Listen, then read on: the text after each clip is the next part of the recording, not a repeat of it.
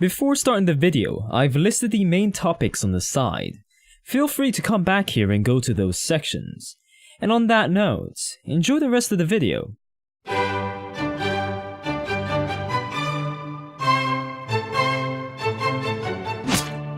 When delving through the list of horror games to play, Dead by Daylight sometimes pops up as one of those games, but it isn't a story-based or jump scare type of game. So what type of game is it?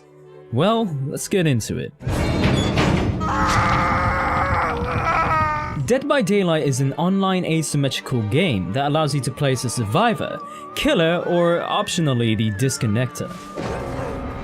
Don't worry, that role isn't necessary.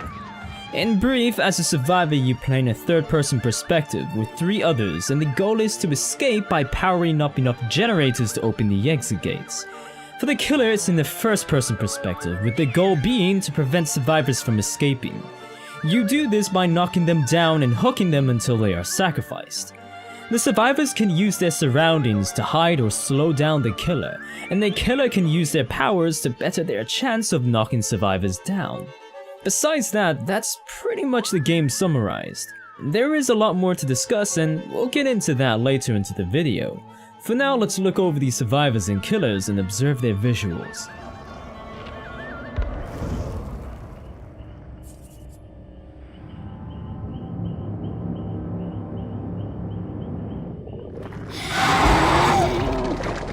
If you're familiar with horror classics, you'll probably recognize a lot of these characters. It's one of the big highlights when it comes to visuals, as you're able to play licensed characters from popular horror films and TV series. You can play as Michael Myers from Halloween and end up stalking survivors before finishing them off.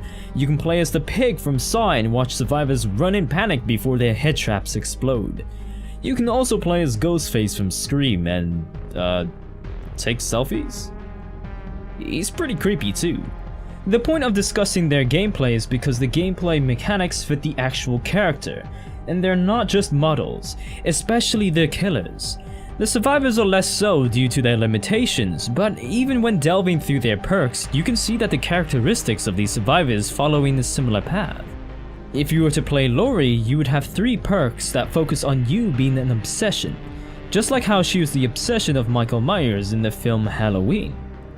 There are also non-licensed characters that look just as good, with a few others looking even better.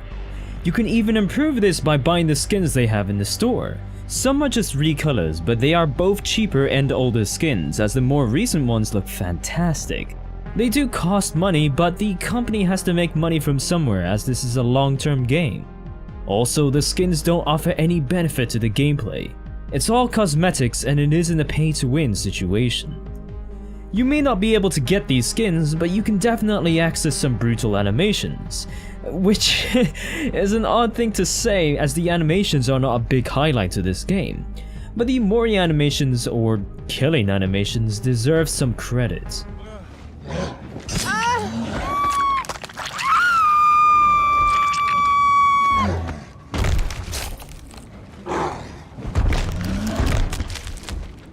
It's so damn brutal, and I love it. The only main issue I have with these animations are them not being graphic enough, even if it intends to be that. I can somewhat understand why they pulled themselves back from this, and I'm assuming they probably wanted this game to be accessible to many different players. They also probably wanted to avoid any risks of getting this game banned in certain areas. Since we're talking about areas, let's talk about areas in this game, also known as realms. Once you begin your game, you'll witness one of these several realms. Each of these realms have a different atmosphere and environment, which all sticks to what it intends. You have the dark and gloomy Macmillan State, a terrifying realm to be in, but also a great place to hide in. Coldwind Farm, that consists of haystacks, cornfield, tractors, basically things you'd find in a farm. There are also realms that are based on areas from films like Gideon Meat Plant from the film Saw. The fact that it includes these areas is a great touch. Each of these realms can also have more than one map to them, which totals up to over 30 maps in the game, so there's quite a lot of different maps to play in. For any new players, you're bound to experience a map you haven't played before, even after a number of hours into the game. That about wraps it up for visuals. Let's get into the audio.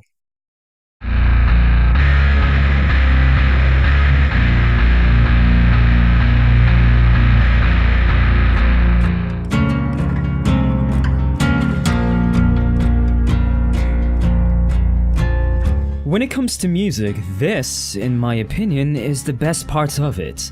It's the main theme for Dead by Daylight, and it's used for when you're in a lobby as the killer or the survivor. The melody stays the same, but the theme changes slightly. It's also sometimes used during seasonal updates or new releases. Not always, but sometimes.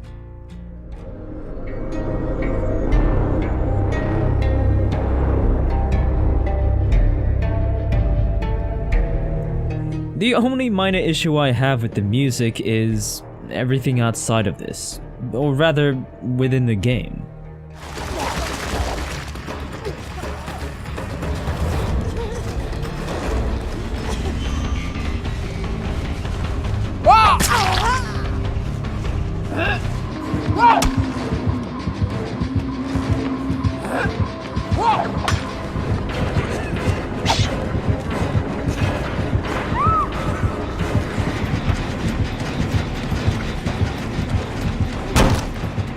There's a fair variety of different music, and it fits the gameplay, but there's so much lost potential here because the music doesn't match most of the killers.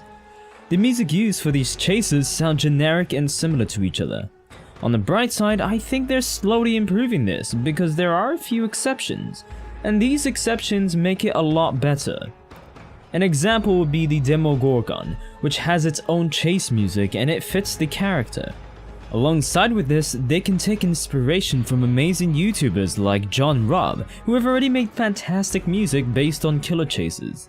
If all of this is combined, you'd hear an exceptional playlist, like this one.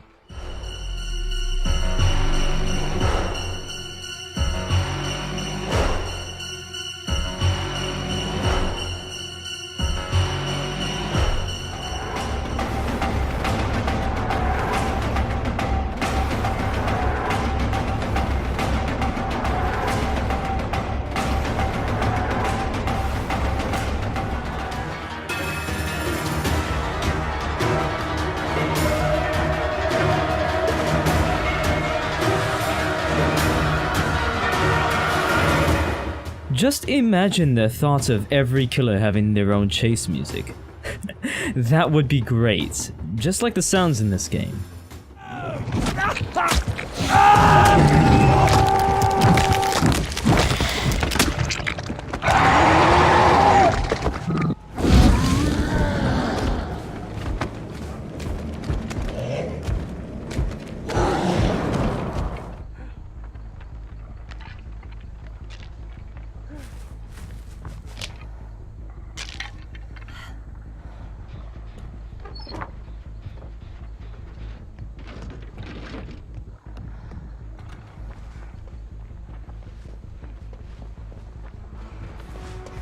There's little details added throughout the game, and the Mori moments have some strength to them, but the best part about these sounds are their capabilities of affecting the gameplay itself.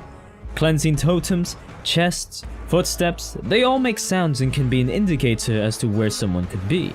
This allows players to feel more invested as the little details can make a difference to the game. This is how the gameplay should be, and I'm glad they've done that. There's a lot more to talk about when it comes to gameplay, and since we're pretty much done with the audio, we can actually move on to that. When you initially start the game as a survivor or killer, something you'll come across is the blood web, and it's pretty much the bread and butter of the game. On the blood web you have items, add-ons, offerings, and perks. What are each of these things? Well, it's time to sit back for a little and let's discuss items first. Items assist you within the game, and it consists of things such as medkits to heal, toolboxes to repair faster, and a lot more. You also have add-ons which either boost the strength of items or, for killers, improve your powers. We'll discuss more about killer powers later. Thankfully, these items are not a necessity. You can play without them, and playing with them gives a small advantage to the individual survivor, which is great, especially for newer players. However, when every survivor has a strong item with good add-ons, this can feel a little overwhelming for some killers. We'll discuss more about that in the game balance topic, so let's move over to offerings. Offerings are things that can change the overall gameplay for everyone, such as choosing your own map, adding more fog, having a Mori to kill survivors, and a lot more. They're not required, and most of the times people don't use offerings. They're just a nice way to change the pace of the game. Most of the times. Finally, we have perks. Perks can be thought of as abilities, and these abilities help you within the game. Claudette, a free character you can play, has 3 perks. Empathy, which allows her to see injured survivors, Botany Knowledge, which increases healing speed and efficiency, and Self-Care, which allows you to heal yourself.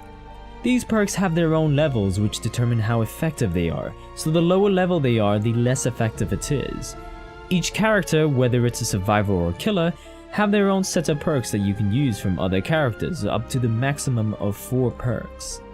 Other perks can be unlocked when the individual character reaches to levels 30, 35, and 40. There are a variety of different perks, and it's a great way to change up your playstyle in the game. Of course, you have meta perks that are the strongest and most popular perks, but that doesn't stop you from creating a new playstyle for yourself. The only issue with this is the amount of time it takes to get into this position. There's quite a lot of grinding, and this is due to the works of the Blood Web system.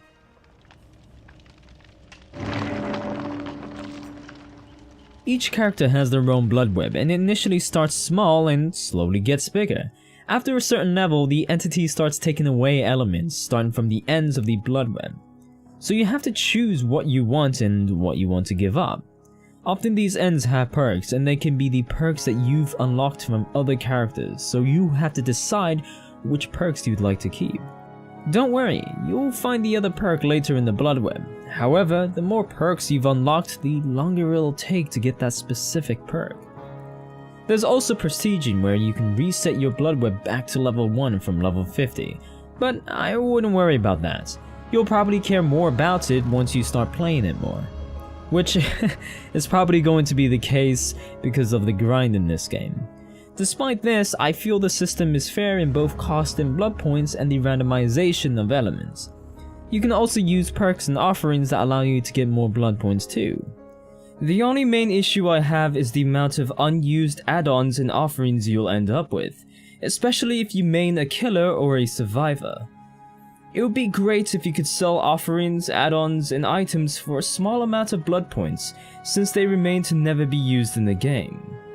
Speaking of game, I've spent about 4 minutes talking about blood webs, and I haven't even gotten into the actual game. So let's begin with that, and we'll start with the survival role.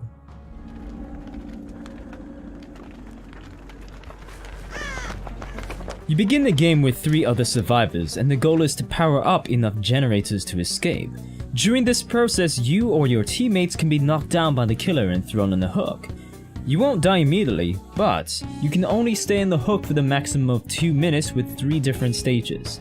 Stage 1, you stay in the hook. Stage 2, you struggle on the hook. And Stage 3, well, you're dead.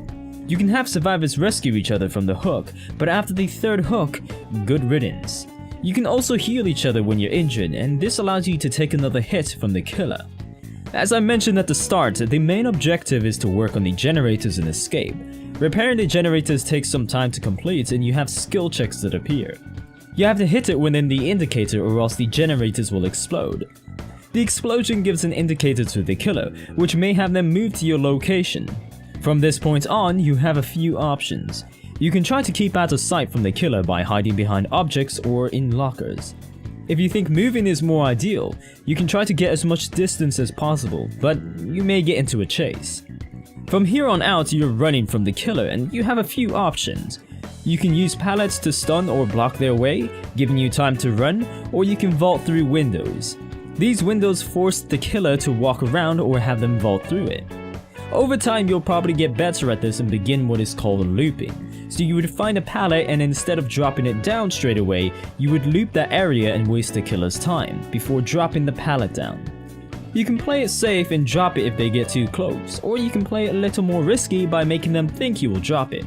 There's tons of guides out there on YouTube if you ever want to look into that, so I'll leave you to that. Going back on the topic of generators, if you power up enough of them or you're the last remaining survivor, you'll be notified that the exit gates can be opened. Once the exit gates are open, the endgame begins. All survivors that exist on the map will have to escape before the timer runs out.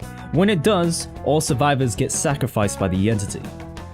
This point of the game can get quite intense. If a survivor gets hooked, should you stay and save them, or should you escape and avoid the risk?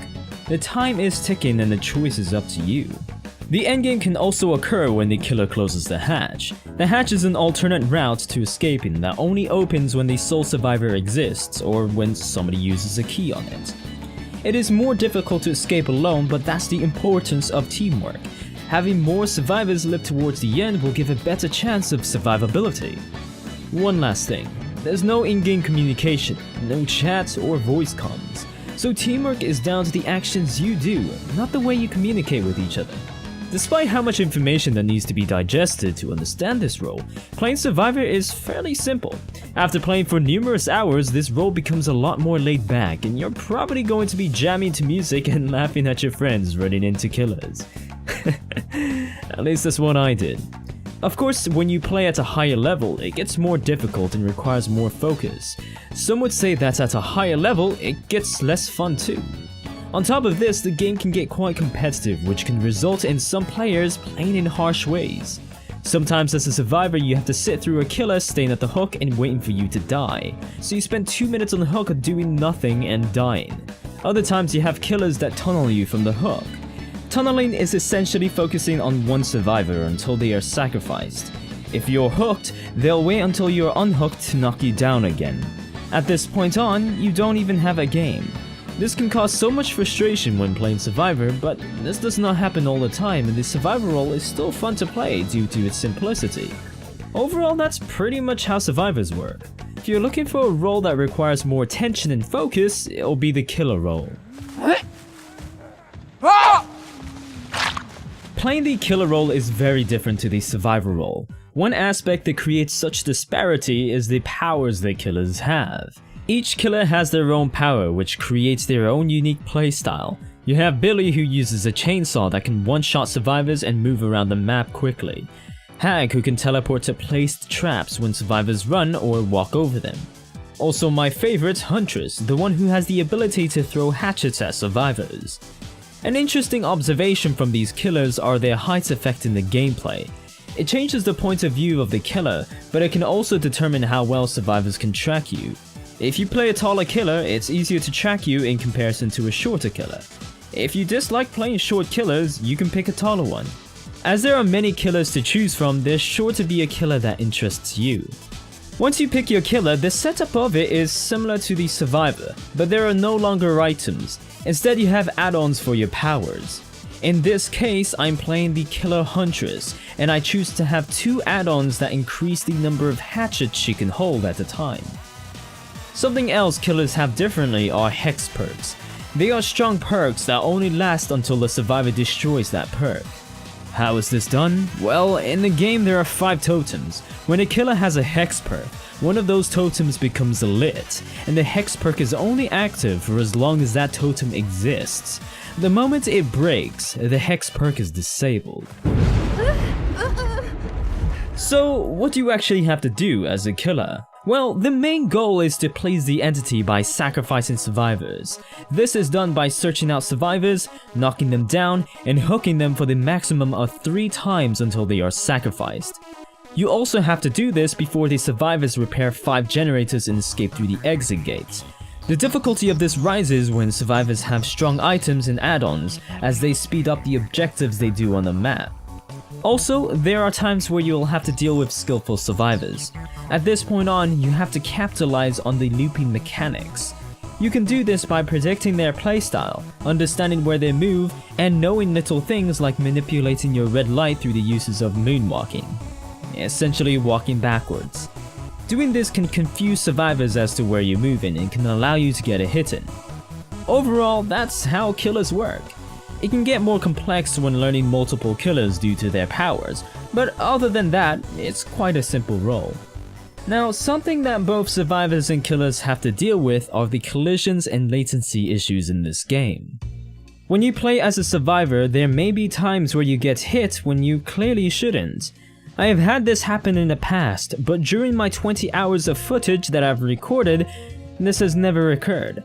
This may be due to the recent release of dedicated servers. However, there are still players that are having these issues, so they still exist. Collisions are also an issue. With Huntress, it's her hatchets. Sometimes they visually look like they would not hit, but they still do. Other times hatchets should hit, but instead they are blocked by invisible walls. This is down to how the collisions work on survivors and objects in the game. It's deceiving and frustrating on both sides. The only way around this is by remembering the collisions on objects and survivors, not their visual representation. In truth, these issues are complex and difficult to fix. They brought dedicated servers, so hopefully they'll continue working on the latency issues. As for the collisions, we have yet to see what they'll do with that in the future. In my opinion, I don't believe it's in a terrible state, and it's completely playable, but I'll be excited to see the improvements made on these issues. Something else that is also quite complex and hard to deal with is the balancing of this game. As Dead by Daylight is an asymmetrical online game, game balancing is an important factor to keep players satisfied and remain on the platform. The biggest problem when it comes to balancing in comparison to other online competitive games is that it's an asymmetrical game that has many different factors affecting the game, such as perks, items, killer powers, maps, ranking system, and more than likely, a lot more. The ranking system is probably the most discussed when it comes to balancing, and it's partly due to the game not having a casual or ranked queue. It's all just one queue, which forces the rank system upon everyone. The rank system works by numbers, with rank 20 being the lowest and rank 1 at the highest. However, the rank does not always determine the skill of a player, and there are several reasons for this. Two common factors are smurfing and rank reset. Smurfing is playing on a different account to play against easier opponents, and rank reset is a system that occurs in the game where your rank resets closer to rank 20 every month. And this causes such a differentiation in skill amongst most of the ranks, and this does become an issue, especially for newer players. To constantly lose and struggle because you're playing against other players at a higher skill level can be off-putting. Other games try to make it more friendly for newcomers, like League of Legends using a hidden MMR system to balance matches, and Fortnite having literal bots instead of players. With this game, it just throws you in the deep end. Another topic that is often brought up when it comes to balancing is map balancing. Some maps like Shelter Woods have dead zones where there are minimal windows and pallets, thus making it hard for a survivor to live with the lack of protection that exists. Other maps like Haddonfield have strong buildings and objects that greatly extend chases, causing killers to lose valuable time. On the flip side, there are a fair amount of balanced maps, but that doesn't stop the frustration a lot of people have with certain maps. There are also many factors to consider when balancing the game, and as it is an asymmetrical game, there is also the need to keep both sides fun whilst keeping it fair and balanced. For this reason, it's unfortunately not a balanced game. However, the balancing of this game is improving. Looking back at how the game was in the past to how it is now will make you realize how much more fair this game is. Even though it may never reach to balance, it continues to at least try to get closer to it. In truth, that's what matters the most. Although part of the DBD community may not see that, unfortunately. This is one of the most unique communities I've witnessed in video games. There are a fair number of great people in the DBD community, but that doesn't change how much of a civil conflict it is. Where most games would have their community complaining about the developers of the game, this community also argues with itself. The most probable reason for this is due to the game being an asymmetrical game that has one queue, so there's always this battle of survivor versus killer and casual versus competitive. Having such a huge mix of different players with different preferences on what's fun, all thrown into one queue, is going to cause conflict. On top of this, there are many players, especially streamers, that have to be wary with what they say, and even how they play. The reason for this is to avoid any annoyance that may occur to a certain group of players. Making these adjustments to avoid any drama is aggravating. With all of this in mind, it's understandable as to why so many people find this game so frustrating.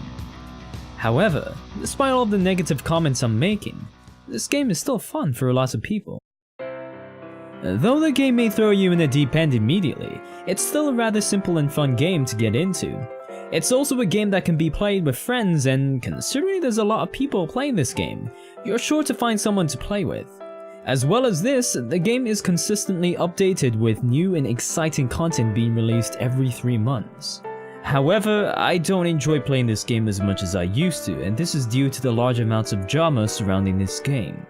Also, there are times where the game is just frustrating to deal with, and I'd much prefer playing something different than deal with players that ruin your game. On the other hand, I've also met some amazing people and developed amazing friendships from this game. There are many players that have been playing this game for thousands of hours, so clearly there's a lot right going on with it. Sometimes the best way to enjoy this game is just to ignore all the drama and just play the way you want. Push aside those bad games and move on. For this reason, this may be the game for you.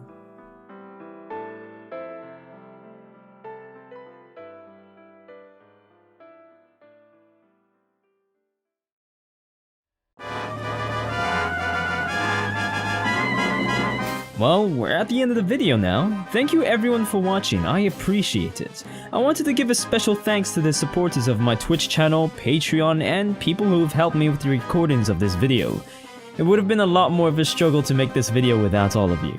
Also, I want to give a shout out to my big supporters on Patreon.